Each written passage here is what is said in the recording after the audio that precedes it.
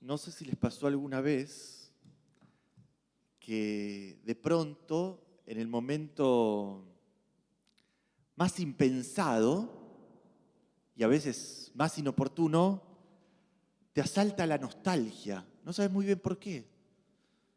De pronto te llega algo que despierta esa sensación, esa melancolía.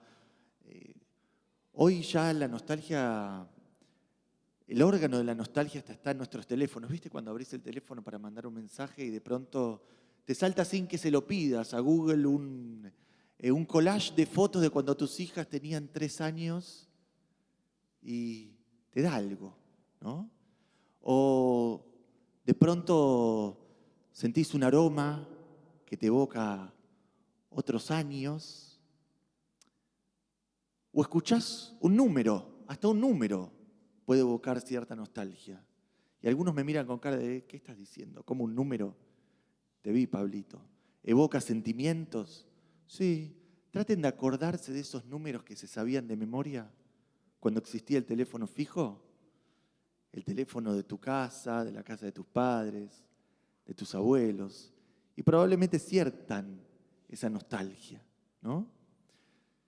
Y a mí me pasó hoy, unos amigos me invitaron a tomar un café a su casa y mientras me mostraban su casa me contaban que bueno, esa era la casa donde habían crecido sus hijos, pero que en un principio ellos vivían en otro lugar, en Rivadavia y Curapaligüe, que seguramente a muchos de ustedes no les genere nada. Pero cuando yo escuché el nombre de esas dos calles, ese cruce, se me estrujó el corazón, porque ahí vivían mis abuelos, en Rivadavia y Curapaligüe. Y no hay nada probablemente que despierte mayor nostalgia que el recuerdo, las memorias de abuelos amorosos y cariñosos. Yo me acuerdo cómo entraba a la casa de mis abuelos, venía de un 11 bullicioso y tumultuoso, y el ruido de afuera y el ruido de casa, y de pronto, ¿tengo razón o no tengo razón? Cuando uno entra a la casa de los abuelos, entonces siente una paz que no encuentra en ningún otro lado.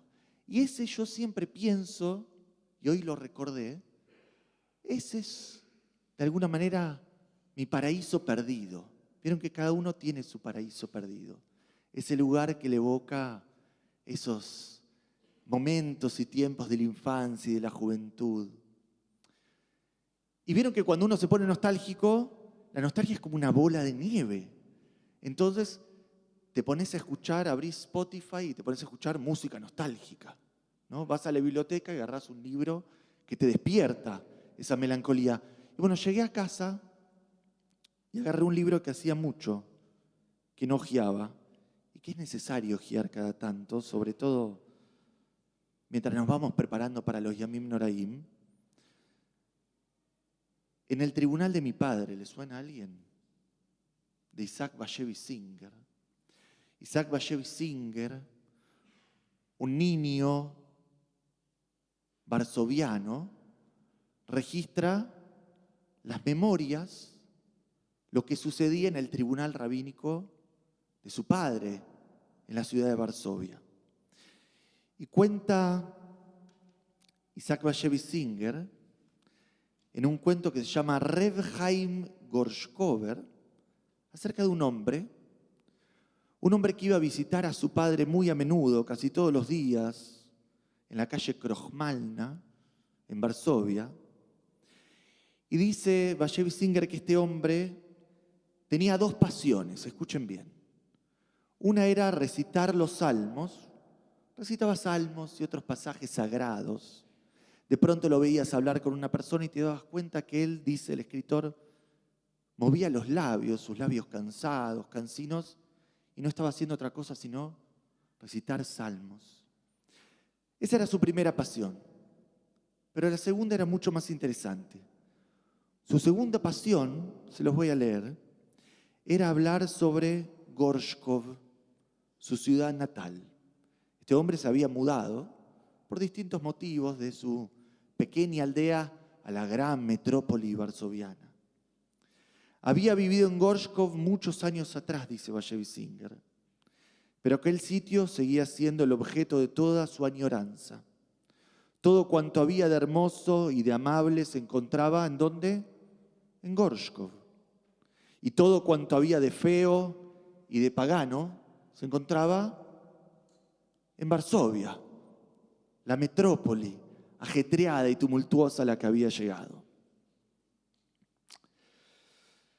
Y cada vez que Reb Haim llegaba a la casa de su padre, cuenta Bashevis Singer, que él un poco perspicaz y un poco travieso, para hacerles piantar un lagrimón, como decimos nosotros, le preguntaba a propósito, lo pinchaba, y le preguntaba acerca de su ciudad natal. Y le decía, Reb Haim, ¿qué pasa en la ciudad de Gorshkov?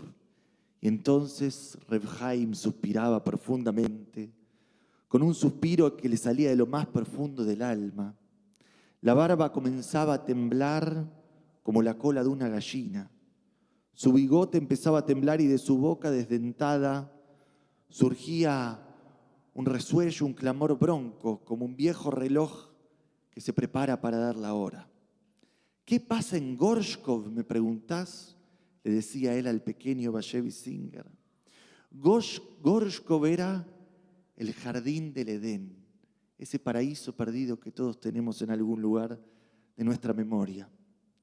Y aquí, sin embargo, aquí en Varsovia, aquí estamos en el Geinom, aquí estamos en el infierno.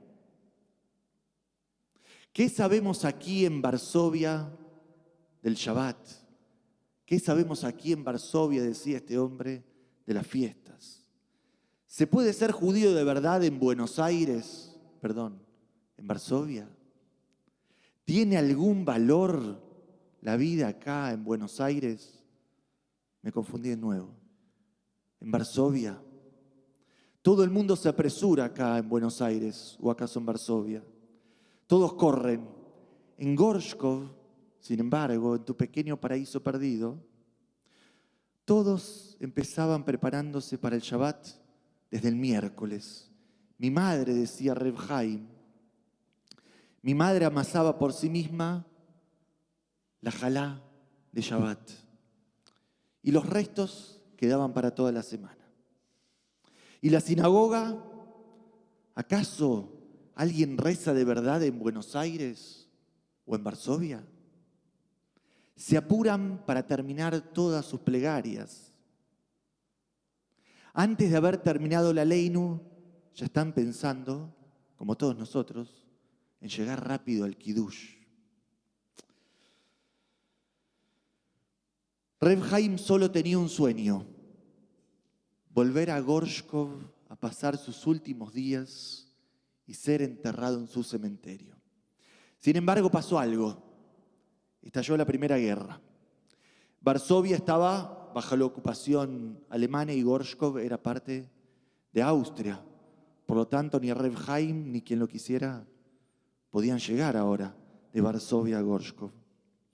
Y cuando los alemanes, relata Bashevis Singer, entraron a Varsovia y comenzó la hambruna, se oía a Reb Haim hablar con nostalgia del paraíso que había sido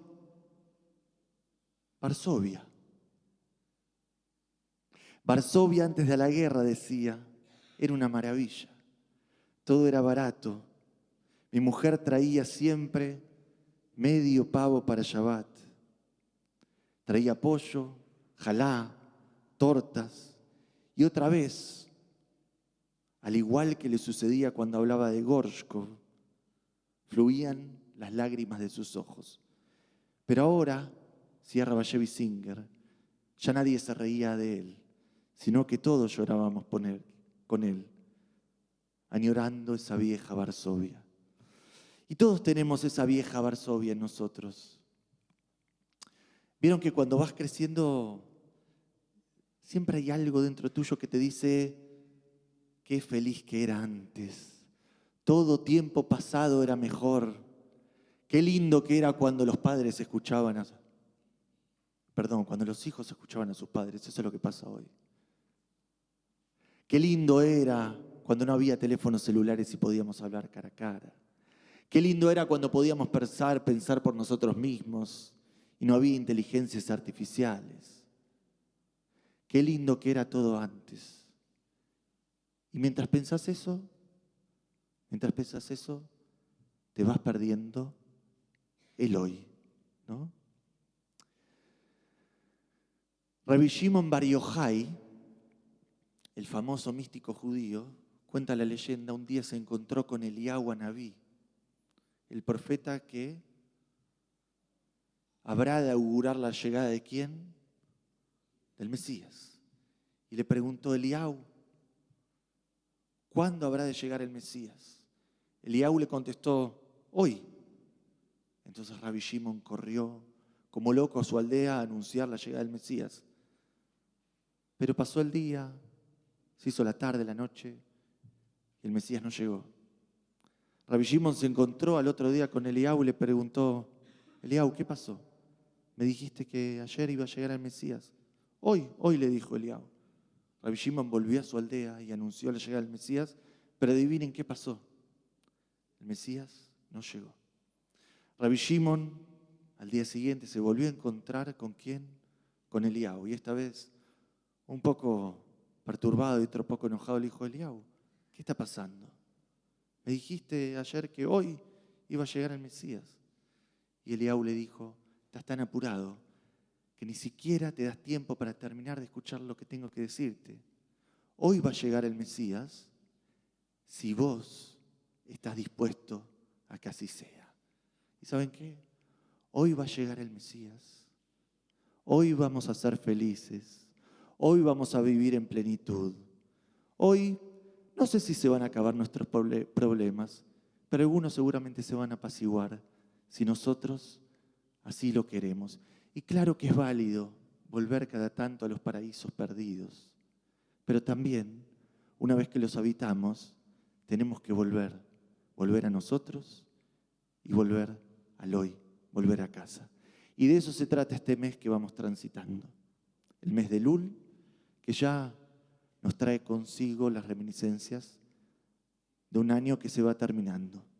Y nos preguntamos si queremos seguir viviendo lo que sucedió este año o si queremos forjar para nosotros un nuevo hoy. Si querés forjar para vos un nuevo hoy, entonces la cuenta empieza hoy. Como dijo Eliyahu, hoy puede llegar para vos el Mesías. Shabbat Shalom, nos vamos a poner de pie.